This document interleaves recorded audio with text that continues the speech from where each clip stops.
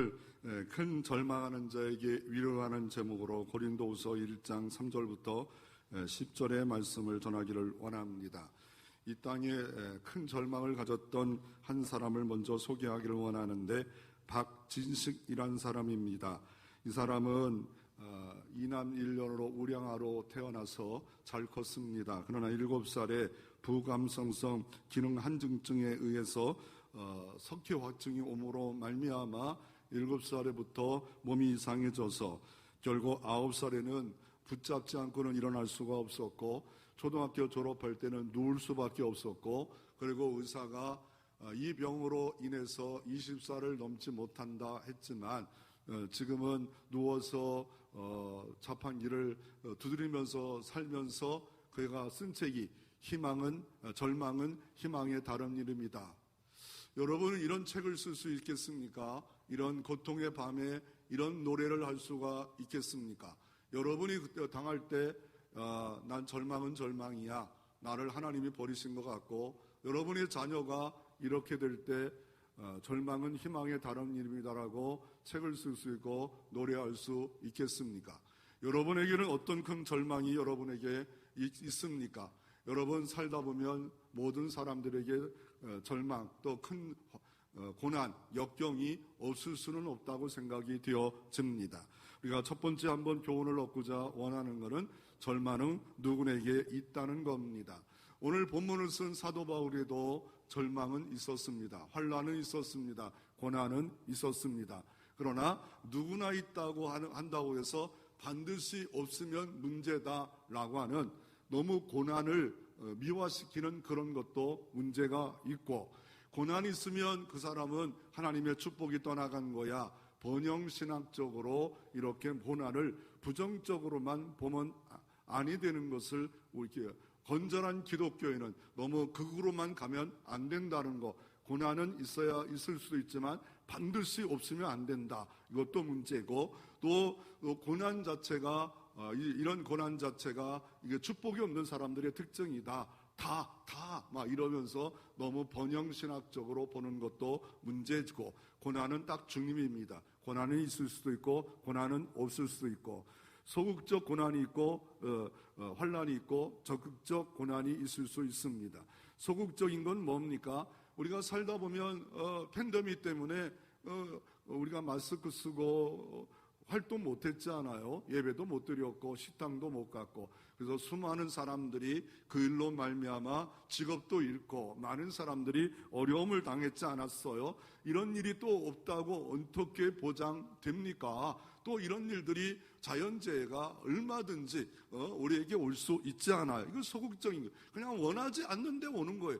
또 어떻습니까? 나라와 나라끼리 전쟁이, 아니 왜 하나님을 믿노라 하는 이스라엘의 팔레스타인과 전쟁, 그 대국 소련이 우크라이나와 전쟁, 대한민국이 분단된 지 오랜 세월 흘렀지 않아요? 언제 어느 때 북한이 또 한번 침략을 한다든지, 이웃 나라들이 서로가 이 이득 관계에 대한민국이 놀아난다면 결국 이 나라는 화약고와 완전 폐화가 될 수밖에 없는 일들이 있습니다.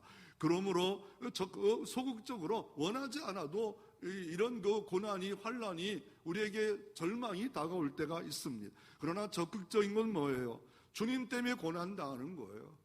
주님의 몸된 교회 때문에 고난당하는 거예요. 영원한 나라를 투자를 위해서 먼저 그 나라와 그 의를 구하기 위해서 우리는 적극적으로 나는 스스로 고난받는 거예요. 바울 사도가 그렇지 않아요? 선교 안 하면 고난 받아요. 개척교회 안 세우면 고난 안 받아요. 그리고 최고의 학벌 나온 사람, 유학까지 온 그 집안의 백을 갖고 또 천막 치는 직업 갖고 먹고 살만한 하지 않았어요. 그런데 욕은 바가지로 먹고 그러고 어때요? 수많은 고난 당하지 않아요? 환난 당하지 않아요? 그러면 나를 돌아보십시오. 나는 예수 때문에 당하는 고난이 뭘까? 난 소극적 고난도 너무 무서워. 너무 싫어. 한 번 더 해볼까요? 싫어. 적극적 고난은 더 싫어. 그냥 교회는 푸른 초장이면 좋겠어. 요구하지 마. 이러면서 살아가는 사람도 있답니다. 여러분은 어떤 부류의 사람입니까? 그리고 이 땅에 대한민국이 OECD 국가, 경제협력기구의 32개가 국가 중에 대한민국이 그래도 세계 12국가가 되었고 군사력으로는 5위 국가가 되었고 선교로는 2위 국가가 됐는데 자살률은 1위예요. 참 아픔의 나라 아닙니까? 내 자식이 안 죽어서 그렇지 그렇지만 내 친척이 안 죽어서 그렇지 주변에 언제 어느 때 죽을 사람들이 얼마나 많은지 몰라요. 잘 봐야 돼요. 옆에도 봐야 돼요. 보십시오. 옆에 잘 자살할 사람인가 아닌가. 아니 예수 믿는다고 자살 안 한다고요? 물론 잘 믿으면 안 하겠지만 그러나 우울에 빠져가지고 자살하고 귀신과 사단이 강력히 역사해서 죽는 크리스찬들이 얼마나 많은가요? 이런 일을 당할 때 우리는 어떻게 행동해야 되겠습니까? 오늘 본문에 보면 바울도 큰 절망이 있었어요. 어떤 절망이 오늘 본문에 보면 이 큰 절망이 8절 9절에 보십시오. 8절 9절 같이 한번 성경을 봉독합니다. 형제들아 우리가 아시아에 당한 환난을 너희가 모르기를 원하지 아니하니 힘의 격도로 심한 고난을 당하여 살 소망까지 끊어지고 우리가 우리 자신의 사형 선고를 받은 줄 알았으니 이는 우리로 자기를 의지하지 말고 오직 죽은 자를 다시 살리시는 하나님만 의지하게 하려 하심이라. 고린도전서를 썼고 고린도후서를 썼어요. 바울이 개척한 교회예요. 그런데 바울이 세운 교회인데 문제가 너무 많아요. 이 교회가 어떻습니까? 아덴 옆에 있는 교회, 철학의 도시 아덴 옆에 있는 교회는 똑똑한 사람이 모였고 그래서 파당을 나와 바울파, 아볼로파, 베드로파 교회 안에 파당을 나눠요. 더 나아가 어떤 문제가 있습니까? 많은 수도 없는 문제 가운데 이 소식을 듣고 디도라를 통해서 듣고 편지를 쓴 게 고린도전서예요. 그리고 고린도후서를 다시 썼어요. 쓰면서 가장 많이 쓰는 단어가 뭐예요? 1장에 보면 뭐예요? 1장 1절부터 3절에 보면 이 성경을 받는 대상이 누굽니까? 성경을 쓴 사람이 누굽니까? 1절에 하나님의 뜻으로 말미암아 그리스도 예수 사도된 바울과 형제 디모데는 고린도에 있는 하나님의 교회와 또 아가에 있는 모든 성도에게 하나님 우리 아버지와 주 예수 그리스도부터 은혜와 평강이 있기를 원하노라. 오늘 이 시간도 있기를 원합니다. 은혜와 평강이 있기를 원합니다. 은혜와 평강이 날마다 확장되어지기를 바랍니다. 사도 바울이 왜 자기는 사도된 바울 이런 말을 꼭 왜 씁니까? 왜 사도된 바울이라고 말합니까? 여기 고린도 교회는 바울 사도 아니야. 12사도가 있어. 성경을 알아요. 그런데 바울이 이방인 사도로 세움받았어요. 그런데 바울 사도권에 대해서 자꾸 공격하는 거예요. 집권권의 공격을 받아요. 그럴 때마다 힘이 얼마나 빠지겠어요. 그래서 이 공격당하는 교회는 늘 먼저부터 하나님의 뜻으로 말미암아 그리스도 예수의 사도된 바울과 형제 디모데는 하나님 일을 당하면서 공격당했습니까? 공격당할 수 있다고 우리가 알 필요가 있습니다. 사도 바울이 능력이 없나요? 그 권세가 없나요? 그도 열세권의 성경을 쓴 사람이고 3층천까지 갔다 온 사람임에도 공격합니다. 그러므로 어떻습니까? 공격당할 수 있다는, 그러나 나도 공격하는 사람이 되어서는 안 된다는 거예요. 왜요? 예수님도 공격하고 돕는 자가 있고 사도 바울도 공격하는 자가 있고 돕는 자. 나는 늘 하나님의 몸된 교회니까, 하나님이 세운 교회니까 돕는 자로 되어져야겠다. 목사님 말씀하시면 먼저 예부터 하고 그 뒤에 생각해야 되는데 생각을 좀 해보고요. 뭘 생각을 해요, 뭐를. 그만 얘기 이런 얘기는. 자꾸 옆으로 가면 안 되는데. 그냥 알았습니다. 그러면 목사님 여전히 이단만 아니면 잘 하실겠지.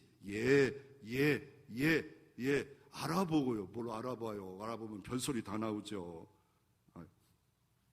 그래서 어떻습니까? 사도 바울도 공격받았다. 그래서 은혜와 평강이 있기를 원하노라. 하시면서 이 바울 사도도 벌써 사도권을 공경받고, 또 이 교회 여기 써있잖아요. 교회 분열 문제가 또 1장에, 또 교회의 십자가 도에 대한 오해, 다른 복음을 막 들어와서 교회에 있고, 또 성령에 대해서 또한 2장에 근친상간,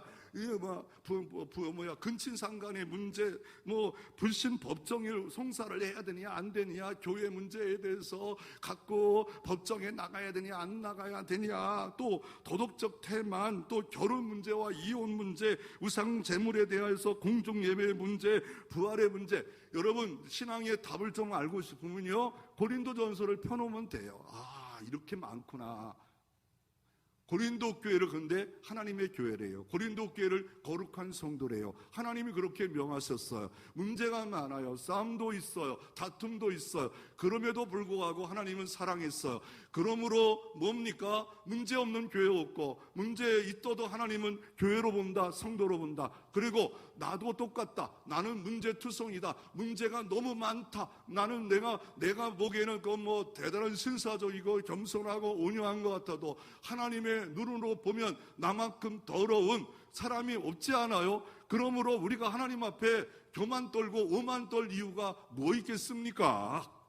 그러므로 나도 문제투성이다. 나도 문제를 일으킬 사람이다. 나는 문제가 많은 사람이다. 자꾸 문제 갖고 얘기하고, 문제 갖고 의논하고, 문제 갖고 시험 들지 마세요. 내가 문제고, 내가 하면 로맨스고 다른 사람은 불륜입니까? 나도 문제가 있는데, 나도 허물이 있는데, 그럴 때마다 우리가 할 일은, 교회에서 할 일은 기도하는 일이에요. 입을 놀려서는 안 돼요. 입 놀려서 잘된 가정 있나요? 교회 있나요? 없어요. 어떤 사람이 그러더라고요. 10년 동안 부부싸움을 안 하면 기적이래요. 기적. 10년 동안 부부싸움 안 하면 뭐라고요? 기적이래요. 결혼하면 환상적이래요. 결혼하면 환상적. 근데 그러더라고, 어떤 분은 10년 동안 살아봤는데 환상이 아니라 환장이래요. 환장이래, 환장. 여기는 환상입니까? 환장입니까? 왜요? 내가 만들어가는 거예요. 둘이 부부가 만났는데 사랑하고 존중하라고 만들어졌는데 환장을 하고 있냔 말이에요. 환상 가운데 I love you, you love me, 그렇게 안 돼요. 아니, 어떤 분이 우리 1365 도서관 봉사하는 사람이 안 싸운대요. 안 싸운대. 그래서 담배를 늘 피워요. 하루에 한갑 피워요. 그랬더니 그거 갖고 말 안 해요. 그랬더니 아내가 포기했어요. 그게 안 싸우는 거예요? 포기한 거지. 그리고 다른 거 술도 안 먹고 다 하고 직장 좋고 잘하는데 담배를 한갑씩 반 피는데 아내가 저 담배 피면 그러다 포기했다는 거. 그게 안 싸우는 거라고요? 안 싸우는 거예요? 싸우는 거예요.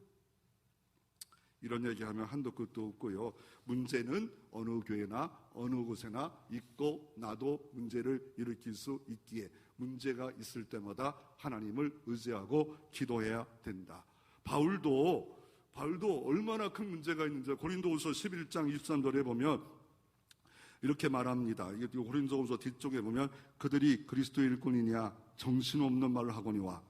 사도 바울에 대해서 죽도록 일하는데 일도 안 하면서 이게 사도냐, 그게 사도냐, 그러니까 사도 바울이 얼마나 정신없는 말을 한대요. 정신없는 말, 헛소리 하고 있다는 거예요. 그러면서 내가 얼마나 고난당했냐, 매 맞고 감옥 가고 돌로 맞아 죽게 되고 얼마나 많을 했냐. 그리고 고린도후서 11장 28절에 이렇게 말합니다. 이의 일은 고상하고 아직도 날마다 내 속에 눌리는 일이 있었느니 그 모든 길을 위하여 염려하는 것이라. 아직도 남아있는 것이 있대. 막 눌린대요.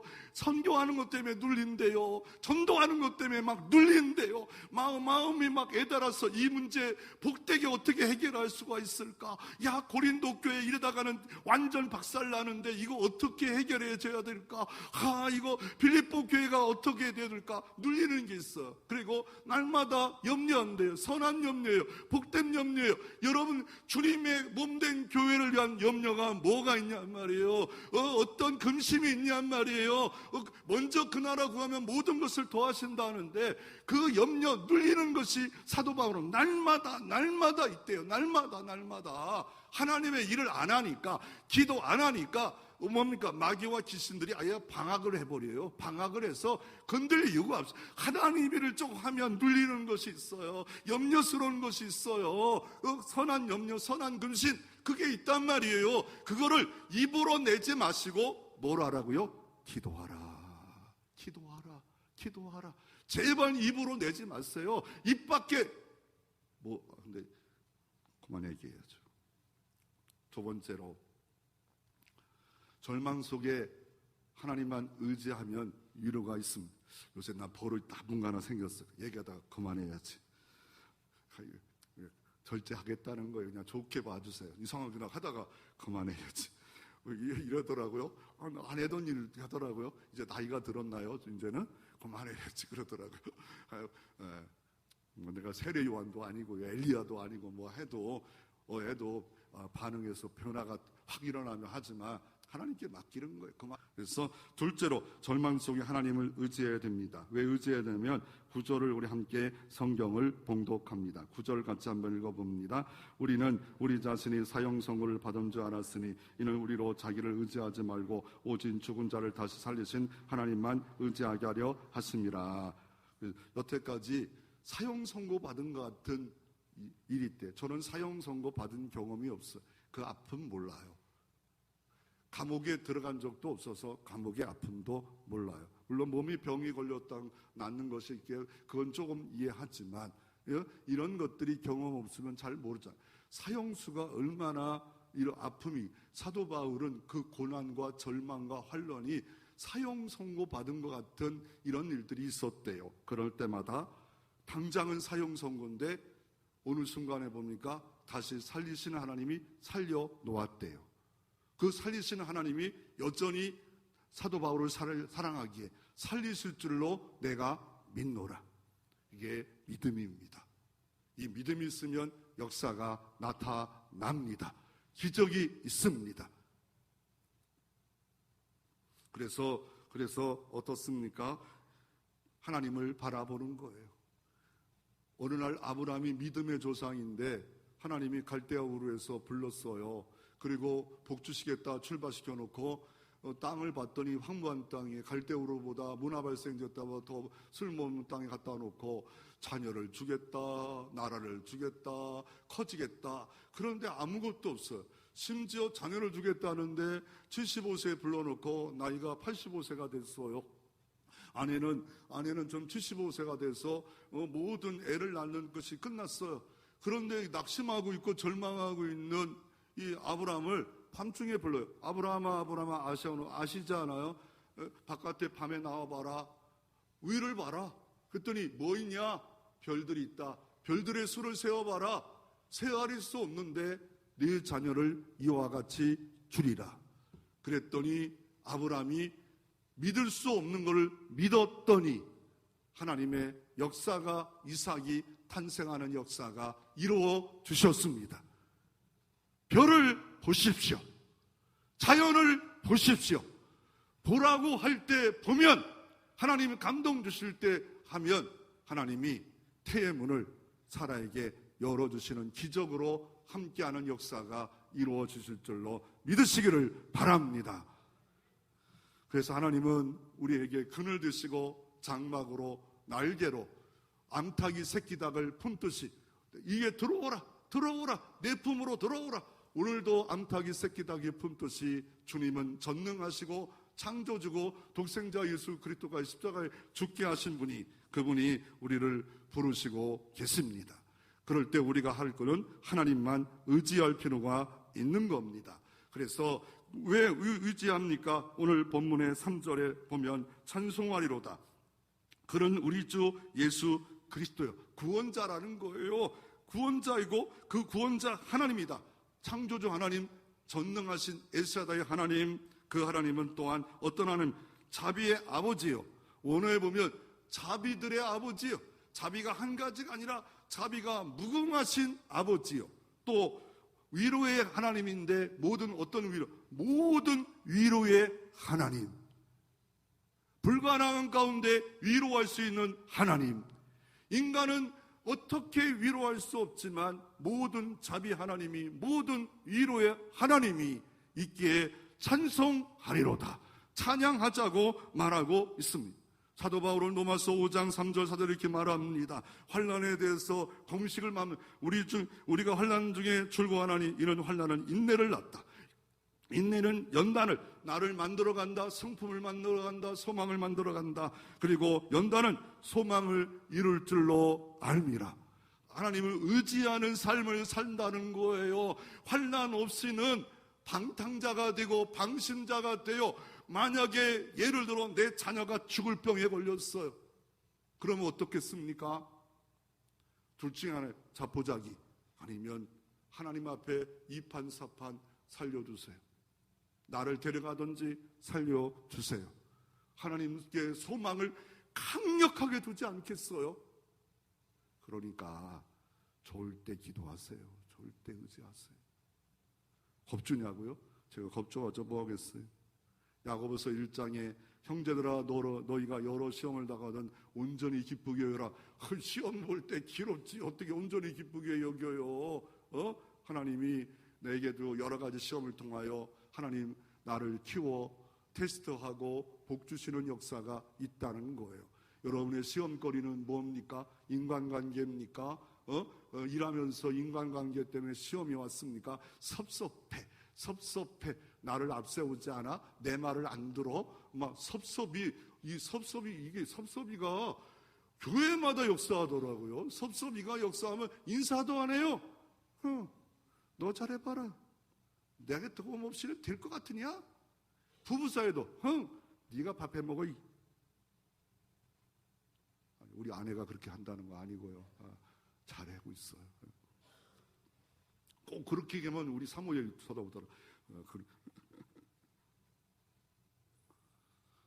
그래서 야고보는 이렇게 말합니다. 무릎을 꿇었던 장로 야고보는요, 후히 주시고 꾸짖게 하는 하나님께 지혜를 구하라. 하나님이 후히 주시리라. 지혜를 구하면, 죽을 환경 가운데 지혜를 구하면, 인간은 길이 없어요. 인간은 답이 없어요. 방법이 없어요. 어떻게 구원할 방법이 없어요. 하나님은 전능하십니다. 하나님은 길이 있습니다. 하나님에는 답이 있습니다. 그게 믿음입니다. 그게 믿음입니다. 믿음이 땅에 떨어지면 하나님 안 바라봅니다. 기도 안 합니다. 두 손을 놓을 이유도 없습니다. 우리는 죄악투성이고 연약하기에 하나님만 바라봅니다. 도와주시옵소서. 역사에 주시옵소서. 지혜를 주시옵소서. 위로의 주님을 바라볼 때 주님은 어떻게 역사하십니까? 오늘 본문에 이렇게 말합니다. 5절에 그리스도의 고난이 우리에게 넘친 것 같이 우리가 받는 위로도 그리스도로 말미암아 넘치는 도다. 넘치게 하나님이 주님 바라볼 때 채워주십니다. 하나님은 여호와 일에 준비하시고 하나님은 채워줄 수 있는 하나님이고, 아담과 하와에게 채워주셨고 아브라함에게 채워주셨고 우리에게도 고난 가운데 주님 바라보면, 십자가 바라보면 채워주시는 하나님입니다. 그래서 찬양가사에도 이렇게 말합니다. 찬양가사에도 어떻게 말을 합니까? 괴로울 때 주님의 얼굴 보라. 평화의 주님 바라보아라. 세상에 시달린 친구들아 위로의 주님 바라보아라. 눈을 들어 주를 보라. 그럴 때 오늘 성경에 10번이나 기록되는 게 뭐예요? 위로예요. 위로라는 말은 뭡니까? 위로라는 말은 히라보로 부름받고 달려와 곁에 서 계시는 분, 성령이 함께 하신다는 거. 구할 때 좋은 거 성령을 주지 않겠냐. 누가복음 11장 13절에 성령은 창조의 영이요, 성령은 삼일체 하나님이요, 성령은 진리의 영이요, 성령은 보혜사 영이요, 권능의 영이요, 창조의 영이에요, 지혜의 영이요. 그분이 세상에 도울 수 없지만 성령님이 도와주시면 길을 내어 주십니다. 새 길을 내어 주십니다. 방법을 주십니다. 응답을 주십니다. 어려움 가운데 살았던 세아스자 바하를 한번 소개하기를 원합니다. 세계의 음악의 아버지라는 세아스자 바하인데, 음악의 아버지나 음악에 많은 공헌을 했던 것 같아요. 모든 새로운 세계를 만들었고, 그런데 그분이 요한스 세바가 어떤 사람이냐면 일찍이 부모를 여였어요. 그러면 다 어렵지요. 그리고 형은 또 이 세아스자 바하를 너무 미워했어요. 그리고 아내 마리아를 얻어서 자녀 7을 낳았는데 일찍 또 부인이 죽어요. 그러니 얼마나 힘들겠어. 재혼했는데 그리고 나서 11명의 자녀를 낳아요. 그럼 다 몇 명의 자녀예요? 그건 다 기억하고 계시네요. 20명의 자녀를 키워요. 그런데 또 이 부인이 죽었어요. 일찍 죽었어요. 그래서 돈이 없어가지고 시에서 도우는 거로 장례를 치루었어요. 그런데 이 양반에게는 딱 뭐가 있냐면 경건한 개혁교회, 이 개신교회의 믿음이 있었어요. 그가 많은 찬양곡을 만들 때마다 뭐 어떤 라틴어를 썼냐면, 라틴어 할 때마다 라틴어를 늘 썼는데 SDJ, 하나님께 오직 영광을, 이거 다 하나님께 영광이에요. 내가 한 게 아니다. 그리고 오르간 연주할 때마다 INJ 주 예수 이름으로 기록했어. 모든 공로, 모든 영광은 하나님께 돌렸다라고 말하고 있습니다.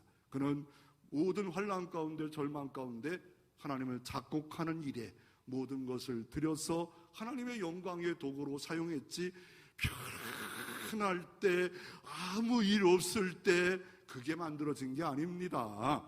그리고 에드워드 모터라는 사람이 찬송가의 539장에 이 몸의 소망 무엔가 우리 주 예수뿐이라는 작곡을 한 분이, 이분은 어떤 분이냐면 고아입니다. 신고 교회를 갔는데 목사님이 요한복음 3장 설교하다가 예수를 딱 만났어요. 그리고 그는 목수로 일하는데 똑같은 망치인데 이런 표현을 합니다. 내 망치는 이제 멋있어요. 내 망치는 똑같은 지팡이지만 모세가 하나님 순종할 때 하나님의 지팡이, 권능의 지팡이가 된 것처럼 똑같은 건데 내 망치는 노래하고 있다. 그리고 목공소로 직원을 일하다가 열심히 일했더니 큰 목공소 사장이 됐어요. 그리고 나서 그때가 37세예요. 그런데 하나님의 은혜가 너무 폭풍수처럼 임했어. 그리고 자기 재산을 다 팔았어요. 그리고 한 교회를 세웠어요. 은혜가 임하는 사람이 있고 은혜가 안 임하는 사람이 있어요. 자기 재산을 다 팔아서 한 교회를 세웠어요. 그리고 일주일 만에 목사로 부름받아 헌신한 사람이 바로 에드워드 모터예요. 이 몸의 소망 무엔가 우리 주 예수 뿐일세. 그는 어렵지 않은 게 아니에요. 어려운 가운데 소망하고 의지할 때 작품이 나올 수 있는 겁니다. 베드로도 어려울 때 어떻게 말합니까? 너희 염려를 주께 맡기라. 이는 그가 너희를 돌봐 주시리라. 인도해 주시리라. 염려를 맡기세요. 수고하고 무거운 짐 맡기세요. 금식, 이 예배 나올 때 맡기십시오. 하나님 내 질과 인간관계 다툼, 눈물 다 맡기십시오.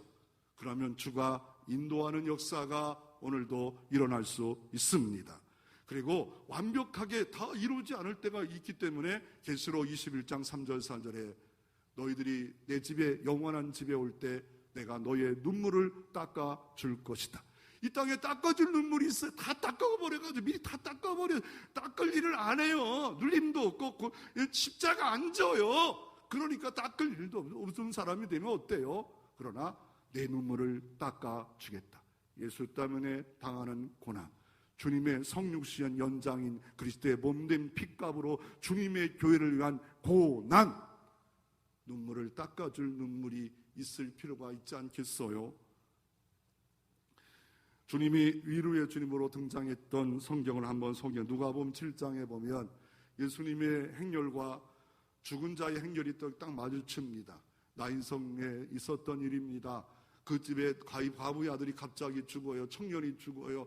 과부가 살기 어렵잖아요. 옛날 과부는 진짜 살기 어려웠어요. 근데 다 키워온 자식이 죽었어요. 얼마나 애통이 있겠어요. 얼마나 슬픔이 있겠어요. 얼마나 아팠겠어요. 그런데 행렬이 가면서 막 우리나라 같은 딸랑 하면서 막 북만상천 막 이러면서 하는데 주변의 마을 사람들이 그 과부를 알고 얼마나 애답게 슬펐겠어요.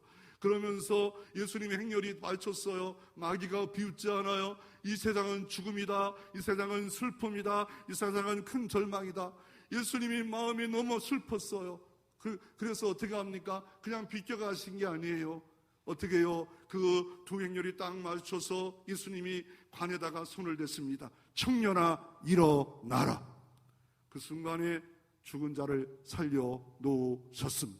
그리고 청년아 네 엄마와 함께 가서 위로를 받고 함께 엄마와 살아라 하시는 주님이셨습니다.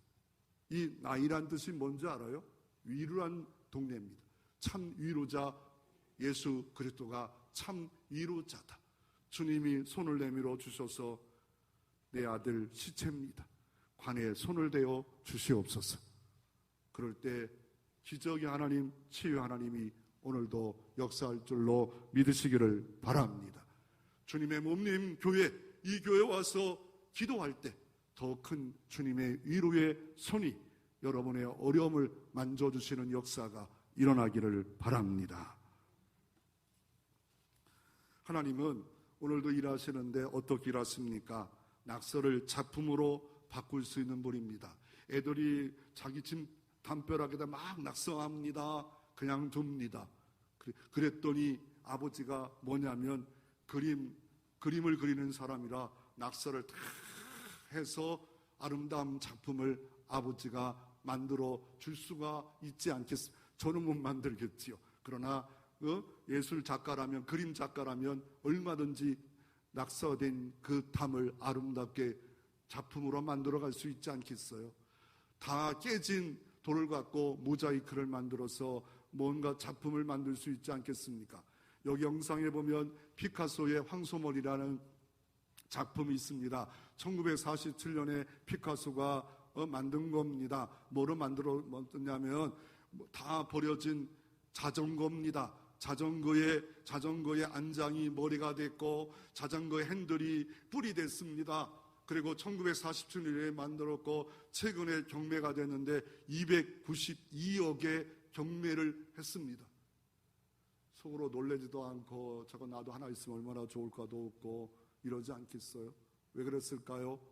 피카소라는 사람이 만들었기 때문에 그렇고 누가 만들었냐에 따라 달라집니다. 이게 믿음입니다. 나는 예수의 피로 보배로운 존재가 됐다. 예수의 피로 영생을 얻은 자녀가 되었다. 사단과 귀신이 참소하고 나를 넘어뜨리는 일은 너무 많다. 큰 환난, 큰 절망은 언제든지 있다. 나는 광야로 산다. 그러나 광야 가운데 주님은 찾아오신다. 불기둥, 구름기둥으로 찾아오신다. 미국에 목회하는 이진희 목사님이 계시는데 광야에 살다라는 책에서 이런 말을 합니다. 하나님은 낙서를 작품으로 만드시는 하나님이다. 요셉의 낙서를 하나님의 작품으로 만들었다. 요셉의 인생에 형들이 개입해서 요셉은 사랑으로 되었는데 형들이 시기와 질투로 완전히 망가지게 만들었다. 그런데 그 17세의 꿈 많은 그 형제가 애굽의 종으로 팔렸지만 하나님은 작품으로 만들어 가셨다. 총리로 세웠다. 이집트를 세웠고 또 이스라엘을 세웠고 열방을 세웠고 더 나아가 아브라함의 꿈을 이루는 교도보로서 요셉을 만들어 가고 있었다. 빙산에 여러분 다 볼 수 없어요. 그 밑에 하나님의 일하심을 볼 수 있는가요? 하나님은 지금 일하고 계세요. 하나님이 지금도 참고 계세요. 하나님이 여러분의 슬픔 한 장 한번 때려버리면 되지만 그도 긍휼히 여길 자라 참고 있는 거 아니겠습니까? 우리가 할 일은 기도하는 일입니다. 찬양하는 일입니다. 그러면 하나님이 일하여 주실 줄로 믿으시기를 바랍니다. 하나님은 작품을 만들어 갔습니다. 돌이 있어요. 이 돌 있잖아요. 이 돌이 있어요. 이 돌이 만약에 돌이라고 하면 이 돌을 바깥에 둬보십시오. 이 뜨거운 돌에. 지금 어제 비가 와서 시원하지 않아요? 비 올 땐 귀찮지만 시원해졌잖아요. 그런데 이 돌을 바깥에 두면 너무 뜨거워져요. 근데 이 돌을 냉장고 속에 갖다 놔보십시오. 똑같은 돌인데 밤에 열대야 때문에 잠 못 자면 이거 하나 갖고 이렇게 품고 있으면 시원합니다. 시원해요. 에어컨 안 켜도 이거만 하나 잠깐 너무 열대야. 근데 몸이 막 차가워가지고 그러다가 잠자면 끝나는 거 아니겠어요? 돌이 어디에 있느냐가 달라집니다. 십자가 품에 있으면 안식을 누립니다. 십자가 품에 있으면 쉼을 누립니다. 주님의 치료는 지금도 기다리고 계십니다. 이게 돌이 어디에 있느냐, 주님 품에 있느냐, 예수 안에 있느냐가 중요합니다. 도종환이란 분이 정치가였고 국회의원도 됐고 시인이고 교사였던 분이 멋진 시를 썼어요. 환란에 대한 멋진 시. 와, 이런 시를 썼으면 얼마나 좋을까요? 정말 대단한 시예요. 흔들리며 피는 꽃, 흔들리지 않고 피는 꽃이 어디 있으랴. 이 세상 어떤 아름다운 꽃도 다 흔들리면서 피어나니, 흔들리면서 줄기를 곧게 세웠나니, 흔들리지 않고 가는 사람이 어디 있으랴. 젖지 않고 피는 꽃이 어디 있으랴. 이 세상 그 어떤 빛나는 꽃들도 다 젖으며 피어나니, 바람과 비에 젖으면 꽃잎 따뜻하게 피어나니, 젖지 않고 가는 삶이 어디 있으랴. 그런데 위로의 하나님은 우리에게 흔들려도 함께 하시고, 물 가운데 지날지라도 너는 내 것이라 함께 하시는 믿음이 있을 때 오늘도 도와주시고 함께하는 역사가 이루어질 줄로 믿으시기를 바랍니다. 세 번째로, 이 절망을 통과한 후에 우리는 작은 위로자가 될 필요가 있습니다. 옆에 사람들이 작은 위로자가 되어야 됩니다. 교회 올 때마다 반가워야 돼요. 여러분 자녀만 반가운 게 아니라 하나님의 자녀가 가출할 수 있고 방탕할 수 있고 사망신고를 가질 수 있었는데 교회 오는 사람들을 반가워한다. 내 안에 성령이 계신 거예요. 천국에 있는 사람들의 특징이에요. 한 영혼이 돌아오고 한 영혼이 잔치에 돌아올 그 마음이 없다면 주님의 아버지의 마음이 어디 있겠어요. 그래서 오늘 10절에 이렇게 말합니다. 그가 이같이 큰 사망에서 우리를 건지셨고 또 건지시며 이후에도 건지시기를 그에게 바라노라. 이 건지시기를 원하시는 건 자기를 건졌고, 이제 4절에 보면 왜 건지신 이유가 뭡니까? 우리를 모든 환난 중에 우리를 위로하사 우리 하여금 하나님께 받는 위로로서 모든 환난 중에 있는 자를 능히 위로하게 하시는 이시노다. 작은 위로자가 되라고 했음에도 불구하고 자꾸 위로받기만 하는 게 아니라 작은 위로자가 되라라고 하고 있습니다. 성탄절을 좀 아직도 한참 남았지만 엽서 안 태운 지가 언제예요? 성탄절에 뭡니까? 집에서 아이들에게 간식으로 내놓았잖아요. 그러면 애들이 그 밤새 그거 먹으면서 성탄절 이랬지 않았어요? 그 아무것도 아닌 건데 그런 것들이 다 없어져 버렸어요. 아름다운 문화가 없어졌어요. 성탄절 엽서 하나 보내면서 글로 쓰면서 축하해, 메리 크리스마스, 새해도 잘 되라, 이 따뜻한 온기가 있는 엽서 하나 카톡 보내는 것도 안 하지만 서로가 위로의 메시지, 격려의 메시지, 힘을 내게 하는 메시지, 힘을 내게 하고 힘을 돋게 하는 메시지. 니프치즈가 목사님 자녀로 성가발이 없었어요. 그러니까 사람들이 장애에다가 맡겨라, 어떻게 저거를 키울 수, 목사님이 잘 돼야 되는데 어떻게 자녀가 손발이 없이 이렇게, 그럴 때 이런 소리 할 사람들이 있지 않아요? 옆에 봐봐, 있나 없나요? 있을 수 있다고요. 그럴 때 온리온 하나님이 특별하게 보내셨다. 그리고 아들에게 말하면 너는 온리온이다. 너 같은 사람이 없도다. 그래서 남들과 나를 비교하지 않고 내가 가진 것에 감사하며 나를 사랑하세요. 나는 아름다워요. 이게 니프치 말이에요. 그리고 세계 다니면서 자기와 똑같은 애들에게 나도 지금까지 살아 있단다. 그러면서 수많은 자살을 경험하려고 했지만 주 예수 은혜 때문에 살았고 다른 사람을 위로자로 살았다라고 말하고 있습니다. 최근에 2020년에 있었던 이동원 목사님의 자녀가 대장암 사기로 아들이 43세에 뉴욕에서 죽었습니다. 게임 회사의 변호사로 잘 커서 웃음도 주고 해피바이러스 같은 이 아들이 미국에 도착하자마자 죽었다는 소식을 듣습니다. 그리고 10가지 감사를 합니다. 10가지. 왜요? 손양원 목사처럼 10가지 감사합니다. 여러분, 이동원 목사님은 대한민국에서 설교 잘하기로 인정받는 사람 아닙니까? 그가 43세에 자녀를 소천했어. 지금도 이렇게 말합니다. 보고 싶다, 보고 싶다. 그러나 너희가 준 손자가 하나 있기에 나는 더 좋단다. 그 손자마저 없었다면 어떻게 됐을까? 이런 것들이 그 가슴에 얼마나 파묻혀 있을까요? 그러면서 그 감사를 쓰는 그 모습, 그런 모습을 통해서 다른 사람들, 저 같은 목사들에게는 어떤 위로가 있을까요? 저렇게 대단하고 훌륭하고 멋진 목사님의 아들도 43세에 소천했구나. 왜 그랬을까? 따지고 따질 필요 없어요. 그래서 이렇게 말합니다. 이제는 암의 고통 없는 천국에 가서 있으니 감사합니다. 이제는 그런 질병 없는 곳에 내 아들이 먼저 가 있음을 감사합니다. 이거 하나만 가져도 이도원 목사님의 위로를 받고 있지 않아요? 다른 사람에게 또 이런 고통을 당하는 사람들이 얼마나 이 땅에 얼마나 많은 줄 몰라요. 내가 받는 고통도 힘들지요, 어렵지요, 슬프지요, 너무 아탄같지요. 그런데 이 땅에 예수 모르고 고통당하는 자가 얼마나 많은 줄 몰라요. 그래서 사도 바울은 미친 자가 되어서 예수 알게 하려고, 복음 증거하고 선교하려고 날마다 다녔던 사도 바울이 오늘 본문을 씁니다. 작은 위로자가 되어라, 작은 복음의 전달자가 되라 라고 하고 있습니다. 이 복음의 작은 전달자, 위로자가 다 되시기를 주의 이름으로 축원합니다.